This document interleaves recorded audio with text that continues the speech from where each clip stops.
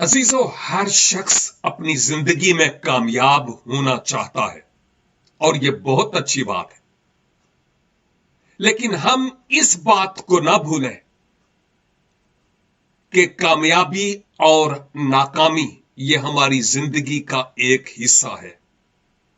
अच्छा है कि हम कामयाब होते चले जाएं, लेकिन जब कभी नाकाम हो तो कामयाबी का राज इसमें नहीं है कि मैं किसको इस नाकामी का इल्जाम दूं, बल्कि कामयाबी का राज इसमें है कि मैं अपने आप को इल्जाम दूं कि मुझसे क्या कमी रह गई, ताकि मैं आइंदा के लिए जो करूं वो कामयाबी के मनाजिल की तरफ बढ़ने वाला हो।